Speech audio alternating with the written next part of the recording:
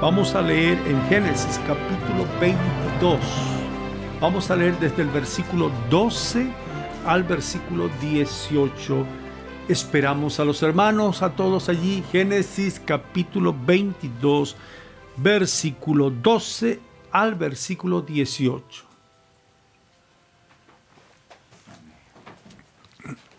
En el nombre de nuestro Señor.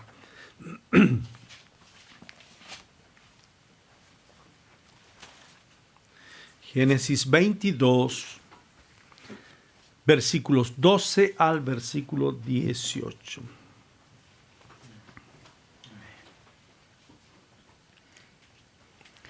Dios le dice a Abraham, dijo, no extiendas tu mano sobre el muchacho, ni le hagas nada, porque yo conozco que temes a Dios, por cuanto no me rehusaste tu hijo, tu único. Entonces alzó Abraham sus ojos y miró, y he aquí a sus espaldas un carnero trabado en un zarzal por sus cuernos. Y fue Abraham y tomó el carnero y lo ofreció en holocausto en lugar de su hijo. Y llamó Abraham el nombre de aquel lugar, el Señor, o Dios, ¿no? Proveerá. Dios proveerá. Por tanto, se dice hoy, decimos hoy, en el monte del Señor será provisto, o hay provisión, ¿verdad? Y llamó el ángel del Señor a Abraham segunda vez desde el cielo, y le dice el ángel, por mí mismo he jurado, dice el Señor, que por cuanto has hecho esto y no me has rehusado tu hijo, tu único hijo, de cierto te bendeciré y multiplicaré tu descendencia como las estrellas del cielo y como la arena que está a la orilla del mar. Tu descendencia poseerá las puertas de sus enemigos. En tu simiente serán benditas todas las naciones de la tierra, por cuanto obedeciste a mi voz. Amén. El Señor hable a nuestra vida hoy. El Señor sea hablando a nuestra vida hoy. El apóstol Pablo está en la cárcel. Y desde esa posición en la cárcel escribe una carta. Una carta se conoce como la carta a los filipenses. Él allí en la cárcel recuerda los momentos en que su corazón le impulsaba a ir a un lugar y luego a otro lugar y a un tercer lugar, anhelando llevar el mensaje del Señor, y el Espíritu le decía, no, allá no. Y luego otro, no, le decía el Espíritu, y tampoco. Y le aparece en un momento, dice, un varón filipenses, un varón macedonio. Y le dice el varón, pasa, ven a Macedonia y ayúdanos. ¿Cuánto ¿Cuántos ruegos en Macedonia? ¿Cuántos ruegos en Filipos? No lo sabemos, pero el Espíritu Santo, que dice la Escritura, sabe cómo pedir, cómo rogar, cómo conviene. Y en el mundo está allí manifestándose. El Espíritu Santo le muestra esta visión a Pablo y él entendió inmediatamente que era el Señor el que le enviaba a Macedonia. Justamente llega a Filipos, la primera de las ciudades, la principal provincia allí de toda esa gran región de Macedonia. Hermoso lo que aparece allí. Mujeres que oran. No era el primer día que oraban. Cuánta necesidad de consolación seguramente. Porque era ayúdanos, ayúdanos. Dios lo sabía. Dios lo sabía. Pablo entonces está en la cárcel, húmeda, seguro, sufrido, con golpes, seguro que sí, pero está seguro. También está seguro no solo de los dolores, sino está seguro de esa verdad superior que lleva en su vida.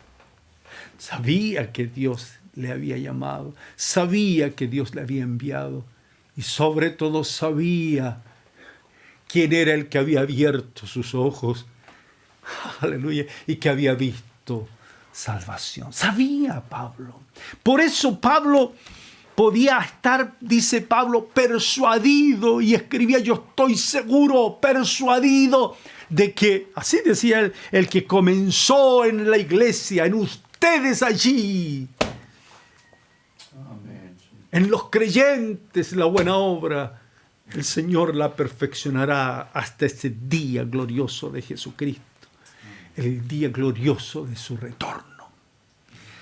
Allí en el norte, en el sur, en cualquier lugar, si Dios tocó tu alma, si Dios tocó tu corazón, debes estar seguro, persuadido. Si Dios tocó un día tu familia, levántate de esa situación un poco encarcelada. Hay alguien que ha pedido ayuda. El Espíritu Santo está mostrando la necesidad de consolación para tu alma y el Señor lo va a hacer. Amén. Debe estar seguro. Amén. Él perfecciona la tarea. Amén. Nos salva. Gracias. Somos lavados, limpiados y ya luego después afligidos porque volvemos a caer en tentaciones, en lucha, y tenemos que estar orando, y las costumbres anteriores, los modos de vivir anteriores, la cultura en que vivimos, ay, otra vez caemos y una y otra vez tenemos que levantarnos. Y entonces somos salvos, somos libres para ser perfeccionados por el Señor, como casa suya, para ser edificados. Amén. Para ser edificados, perfeccionados en esa gracia maravillosa del Señor, de Dios. Esta misma experiencia de Pablo, por cierto, mucho más dura, mucho más difícil, esta situación en que Pablo dice que estoy en un aprieto, en estrecho, quisiera partir luego,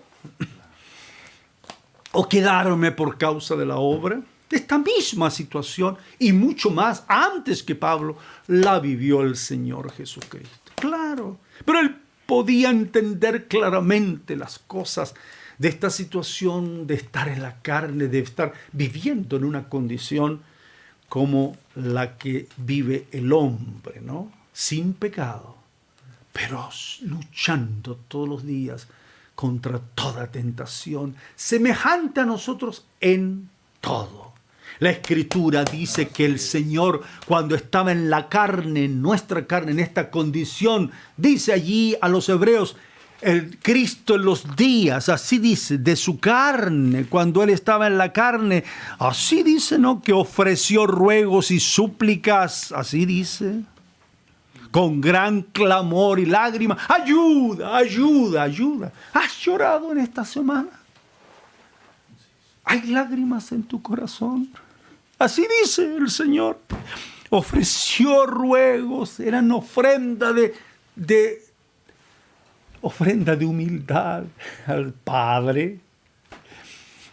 Pasa de mí esta copa, Padre. Así está escrito. Con gran clamor y lágrimas al que le podía librar de la muerte fue oído a causa de su temor reverente. Y aunque era hijo, estaba persuadido de que Dios le iba a perfeccionar.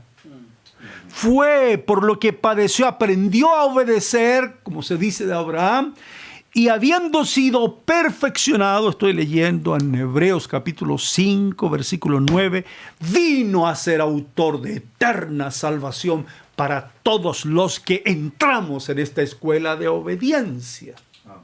Le obedecen. Y es declarado por Dios sumo sacerdote conforme el orden de Melquisedec. Pablo dirá a los corintios, Pablo dice a los corintios que nosotros somos consolados, son quitadas nuestras lágrimas, así dice, ¿no es cierto? Nuestro clamor es oído y quitadas nuestras lágrimas porque hay un Dios y Padre glorioso, Padre de misericordias y Dios de toda consolación, en el capítulo 1 de su segunda carta.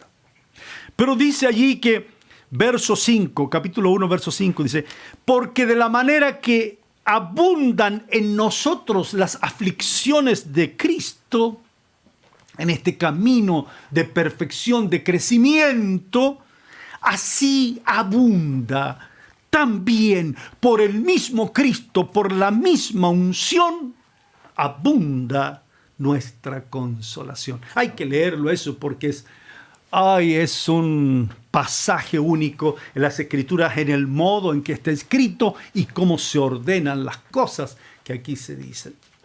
Concatenadamente, unidas unas, ligadas a otras, muy hermosamente. La reflexión que se hacía y en la exhortación a propósito de José,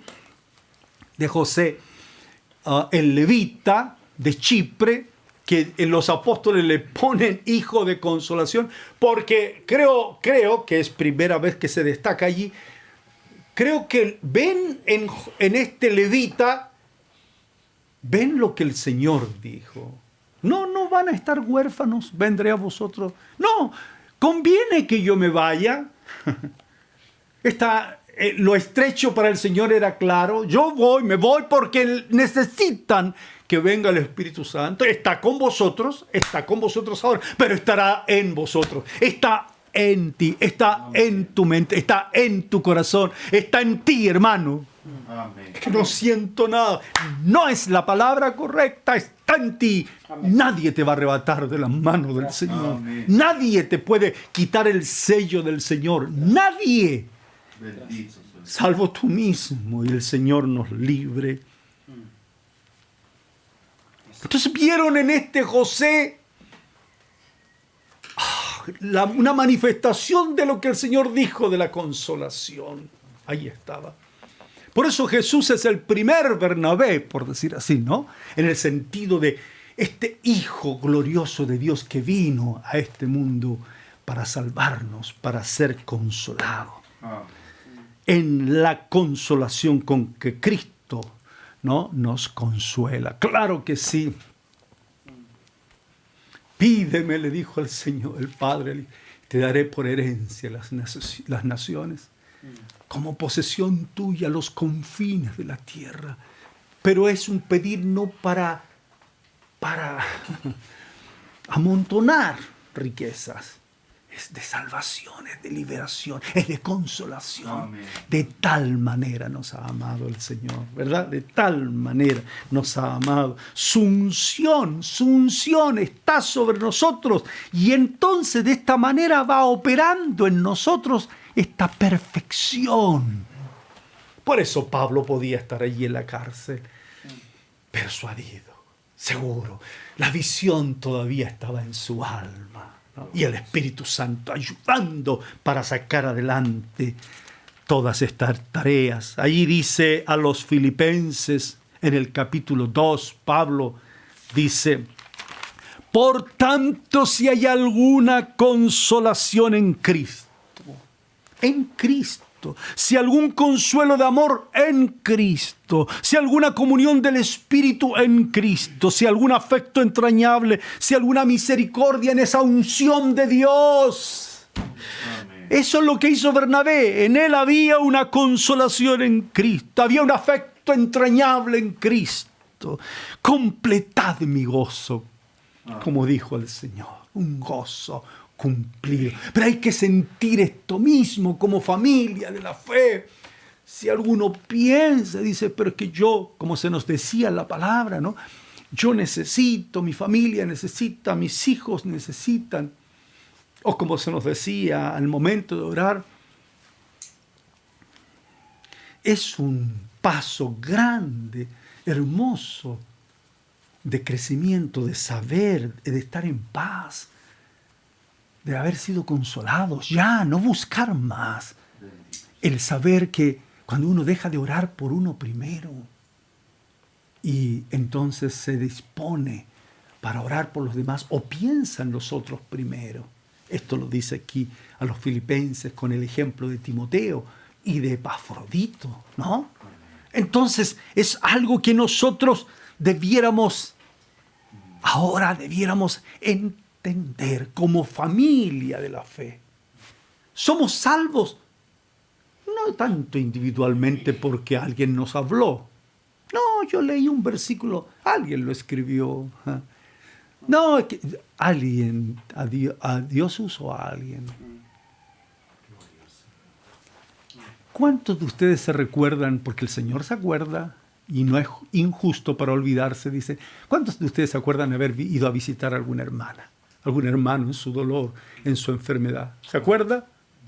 Algo de consolación hay en ti, algo del Hijo de consolación está en ti. Que abunde, que crezca. Amén. ¿Cuántos han compartido un paquete de mercadería? ¿Cuántos han llamado por teléfono a otros? Entonces, es que no hago nada, hermano. Pero estás haciéndolo. ¿Cuántos están orando en su cama, postrados? ¿Yo para qué sirvo? ¿Por qué no me lleva el Señor? No, porque tú puedes consolar y ayudar a otros por esa gran consolación que está en tu vida, esa gracia de Dios que está en tu vida. Todo este glorioso proceso lo vivió nuestro Señor Jesucristo. Este sentir de ser perfeccionado, edificado, para luego en su sumo sacerdocio perfeccionar a los hijos, edificar la casa para el Padre, edificaré mi iglesia. Lo vivió el Señor. En los días de su carne lo vivió. Supo de esta situación. Mire, ¿cuántas veces le pasa a usted? Dice, parece que no hay ninguna señal en mí. Parece que estoy muy mal con el Señor porque no se nota nada en mí. Nada de lo divino. Nada de lo eterno. Nada de lo glorioso.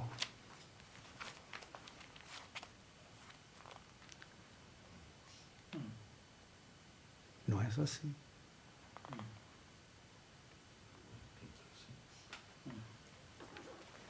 ¿Quién dicen tu familia que eres tú?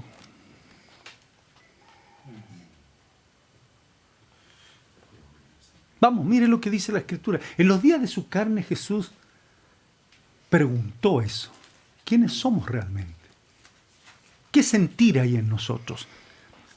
Vamos a tomar esto de Filipenses porque dice allí eso haciendo un paralelo con Mateo capítulo 16. Mire.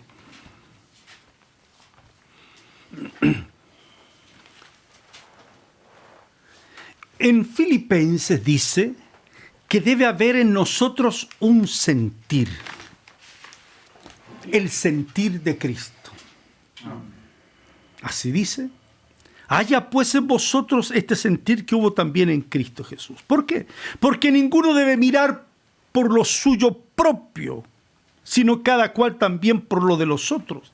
Debe estimar a lo otro como superior a sí mismo. Eso es un punto central para la identificación de cómo estás en el camino de perfección de Cristo, el Señor, cómo vas madurando en el Señor. Si alguien piensa que no es voluntad del Señor que seas perfeccionado, es como si tú quisieras que tus hijos estudien a media nomás, trabajen a media nomás. ¿Ah? ¿Por qué anhelas eso para tus hijos, que sean perfeccionados? Y en la Escritura, que es amplísimo eso, no hay que tocar esas cosas. ¿Por qué piensas eso? No es así. Dios quiere llevar muchos hijos a la gloria, perfeccionarles, todos conformes a la imagen de su Hijo. Eso es lo que está escrito. Ahora, ¿cómo yo puedo observar, cómo puedo ver, identificar madurez o crecimiento? Cuando alguien no piensa en lo suyo propio primero, sino en lo de los demás. Cuando alguien estima al otro como superior a él mismo, porque ahí ha cambiado el concepto de sí que tiene. Es una palabra que está escrita.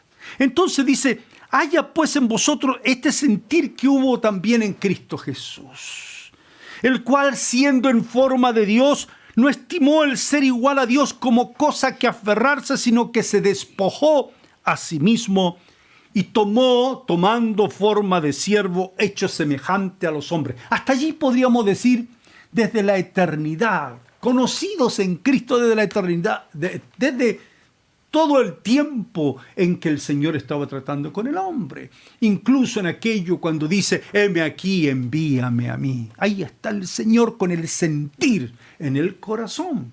Claro que sí. Con celo de Dios en su alma. Claro que sí. Y se hizo semejante, envuelto en pañales. Así está escrito. Pero la otra parte dice, cuando ya estaba en la condición de hombre, Verso 8 dice, y estando en la condición de hombre, entonces en el proceso de perfección, de crecimiento, se humilló a sí mismo, haciéndose, y ahí viene la palabra otra vez, obediente hasta la muerte y muerte de cruz. Aparece de nuevo la palabra obediencia. Obediencia. Este sentir estaba en el Señor. Un día él, dice la Escritura, vamos a Mateo 16, estaba orando. Pasaje paralelo dice que estaba orando el Señor. Y después de haber orado, le preguntó algo a sus discípulos. Y le pregunta, ¿qué dicen? Capítulo 16, ¿no? Versículo 13. ¿Quién dicen los hombres? Atención, dice. ¿Quién dicen los hombres que es el Hijo del Hombre? Porque había una cuestión, una pregunta permanente. ¿Quién es este Hijo del Hombre, no? Entonces, pregunta el Señor a ellos. Había estado orando. No hacía nada que el Padre no le dijera. Era el momento de preguntar. Entonces les dijeron, bueno, unos dicen que eres un profeta, tal, otros voy a ponerlo en palabras contemporáneas, tal vez un buen hombre, un buen maestro, un hombre bueno. Eso dicen los hombres. Hasta allí es ese sentir humano, ese deseo humano. Hay muchos buenos hombres. ¿Cuántos más podría usted enumerar en el mundo? A ver, usted dice, Martin Luther King, Mahatma Gandhi, y así empieza, ¿no? Hay una lista grande con el sentir humano de servir, de dar y dar y dar, y no pensar tal vez en lo suyo propio, tal vez. Hay muchos. Pero el Señor dice, le pregunta a ellos, a sus hijos, y esto tiene que estar claro en nosotros como iglesia, para entender esto de lo de Bernabé y lo de Filipenses y lo que Dios quiere de nosotros. Tiene que estar claro esto. Entonces el Señor le pregunta a sus discípulos, ¿y vosotros? Ahora, vosotros, ¿quién decís que soy yo? ¿Quién soy yo para ustedes? Pedro, otros también, dicen otros pasajes en otro momento, pero Pedro aquí le dice, Señor, tú eres el Mesías, tú eres el ungido, tú eres el Cristo, pero añade algo más. Motivo de gran contradicción para todos los estudiosos de ese tiempo. Eres el Hijo del Dios viviente. Entonces allí aparecen dos sentidos. Voy a decir así. Aparecen dos situaciones. Una muy humana y otra muy humana y otra celestial, espiritual, de arriba. ¿Por qué? Son dos paternidades que se confrontan, ¿no? Simón, hijo de Jonás, esto no te lo declaró carne ni sangre, es lo humano en general. Esto te lo ha revelado mi Padre, la otra paternidad, que está en los cielos, dice el Señor, ¿no? Y yo también te digo a ti que ya no solo serás Simón, hijo de Jonás, sino serás ahora Petros o Pedro, serás una piedra, como dice el mismo Pedro en su carta, su primera carta. Acerquémonos a Él como piedra viva, nosotros también como piedras vivas, seamos edificados como dijo el Maestro, ¿no? Edificaré sobre esta piedra, sobre esta roca, sobre esta revelación gloriosa, esta verdad, estos ojos, esto de arriba, sobre este sentir de arriba hay edificación. En este sentir de arriba hay edificación. ¿Cuál es ese sentir? El cual, siendo en forma de Dios, no estimó el ser igual a Dios y se ofreció, se despojó.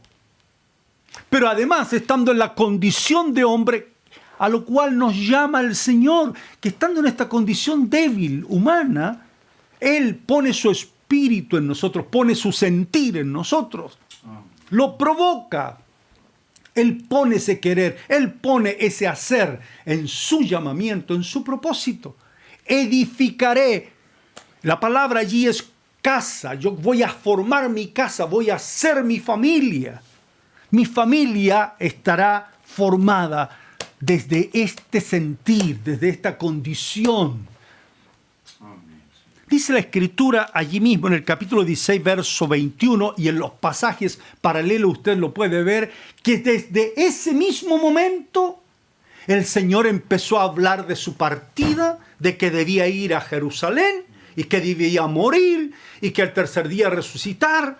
O sea, como si nos está llevando tan gloriosamente en unas maravillas que hace el Señor, muchas maravillas, y de la noche a la mañana dice que va a partir, dice que tiene que morir.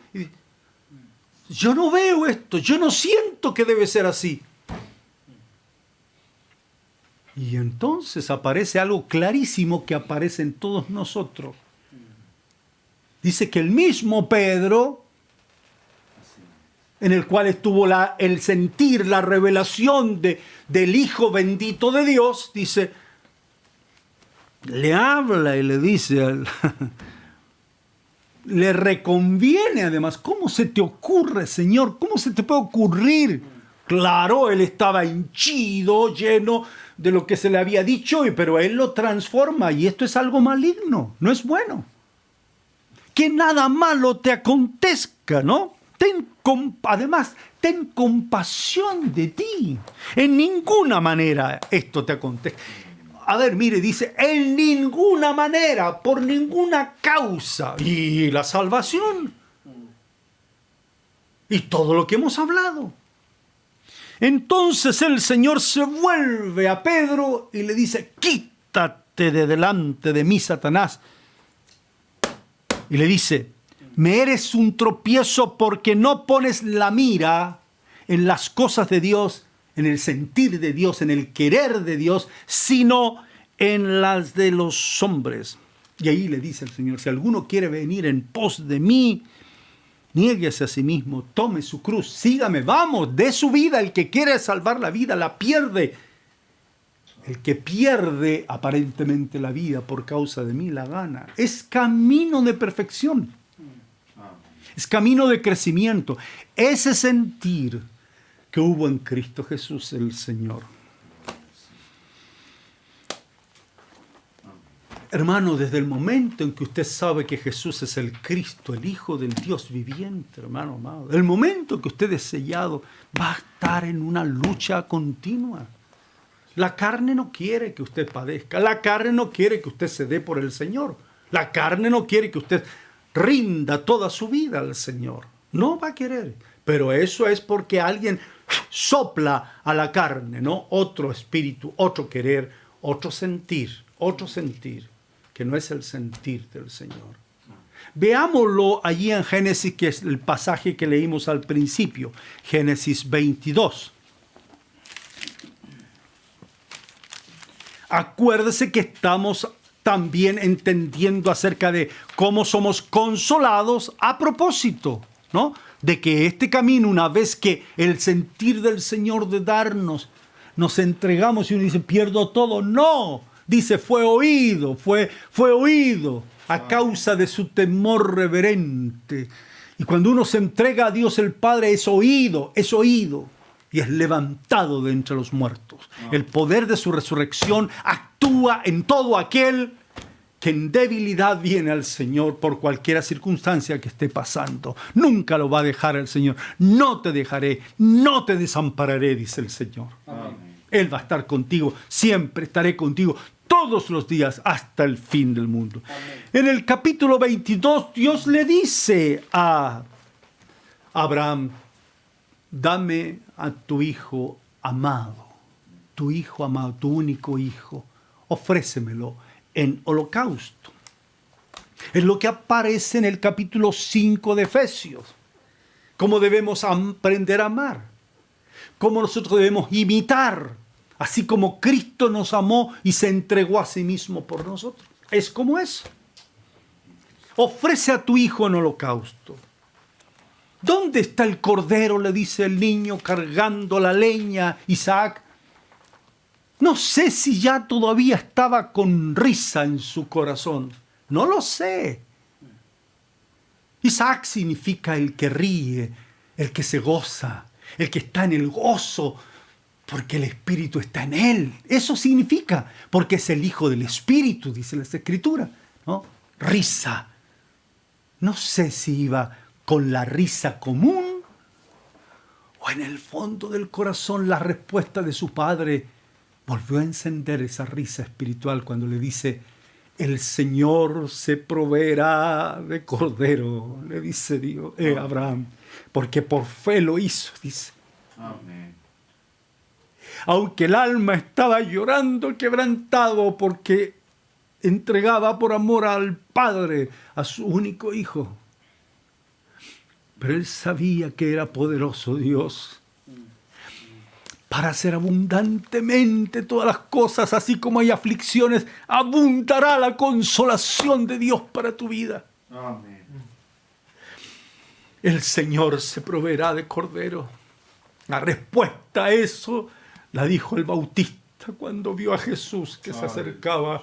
He aquí el Cordero de Dios que quita el pecado del mundo, y al quitar el pecado quita las lágrimas, quita el dolor, quita la aflicción. Amén. Y entonces dice la Escritura que está allí listo Abraham para sacrificar a su hijo. Y lo que leímos, ¿no? ¡Ay, detente!, le dice Dios, detente, no toques al niño, no le hagas nada, conozco. Eso uno dice, pero ¿cómo es posible que él... ¿Cómo es posible que el Señor no conozca lo que hay en nuestro corazón? ¿Para qué nos pide prueba? ¿Para qué somos examinados? Usted no puede conocer a su esposa, a su esposo, si no se entrega. Sin intimidad no hay conocimiento. Tiene que haber pérdida, no solo satisfacción. Y no solo en un momento, tiene que ser la vida. Si uno no conoce, sabe de cómo es ella, sabe cómo es él, pero no conoce. Lentamente se va abriendo hasta el alma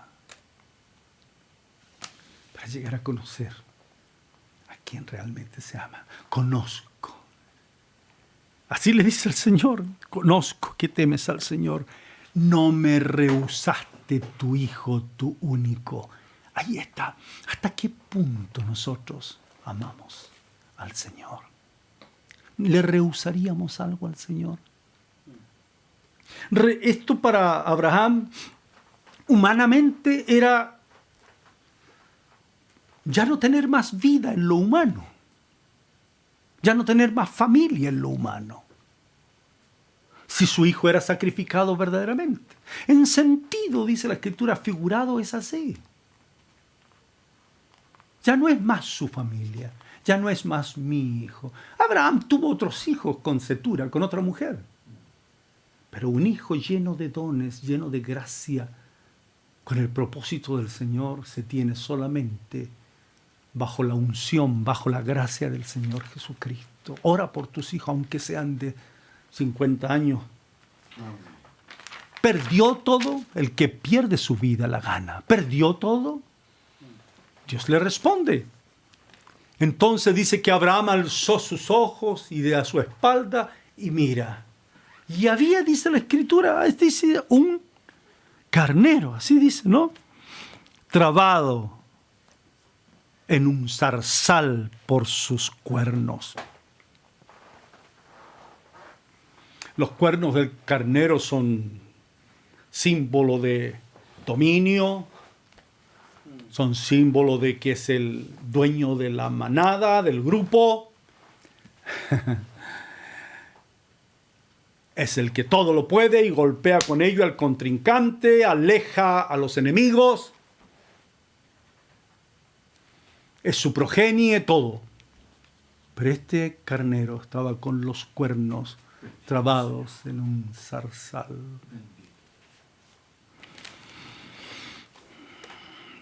El Hijo de Dios, en una figura, se trabó él mismo en esta zarza humana.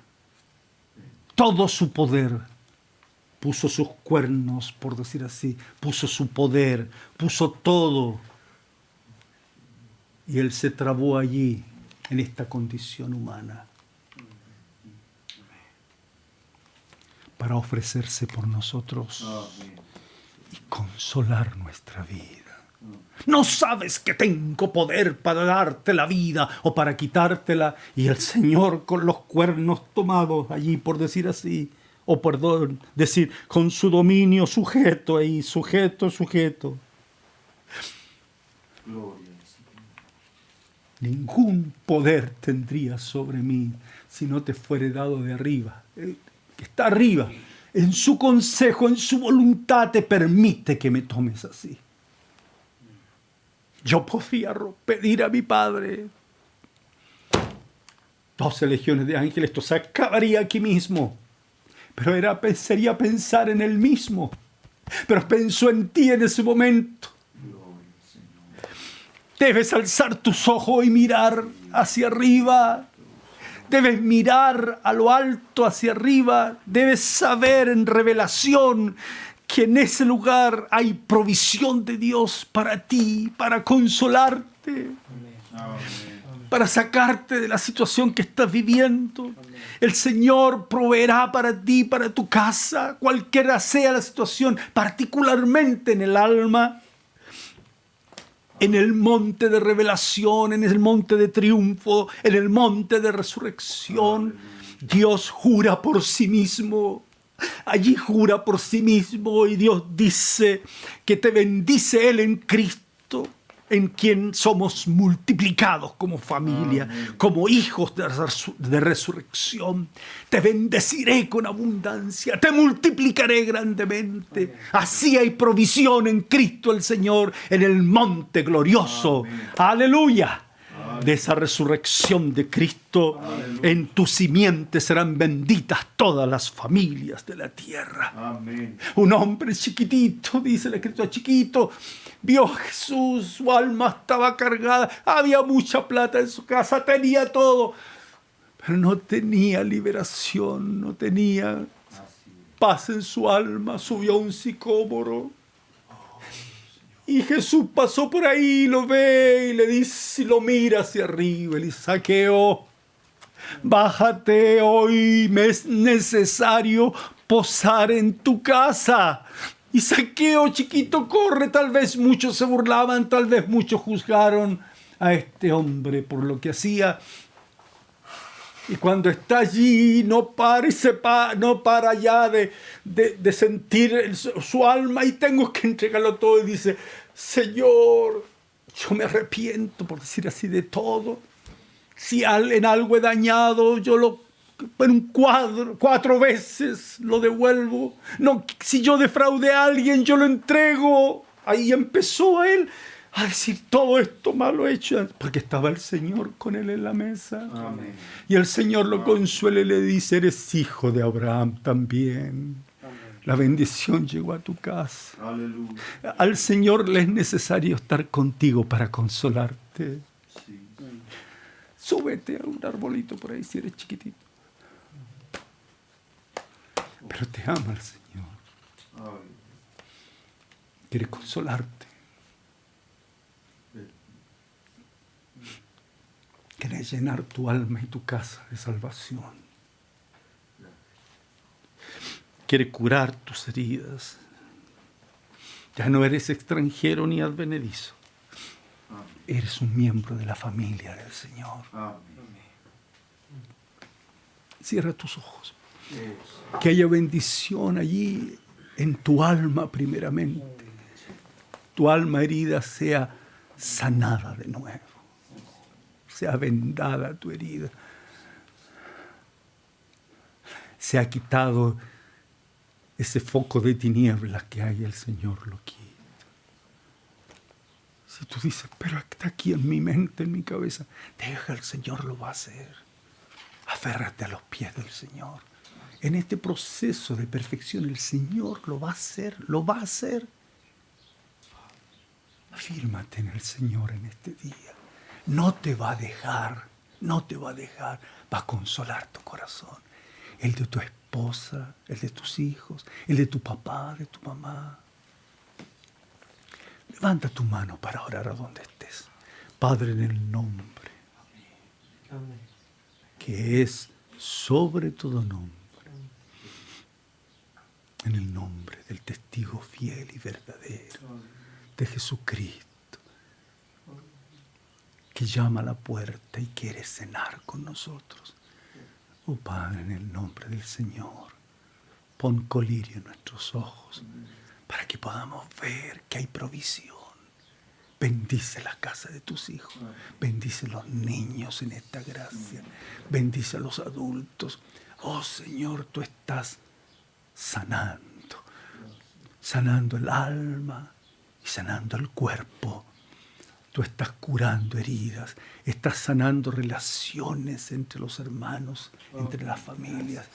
Señor, sana tu pueblo, sana tu casa, sana tus hijos, Señor. Sana, Padre, sana, derrama espíritu de gracia y de oración. Sana, Padre mío, sana, bendito sea el Señor. Su gloria que cubre la tierra. Oh, Dios mío, inspira ahora con esa gloria a tus hijos que te ven. En el nombre de Jesús, en el nombre de Jesús, sean bendecidos cada uno de tus hijos, en el nombre de Jesucristo.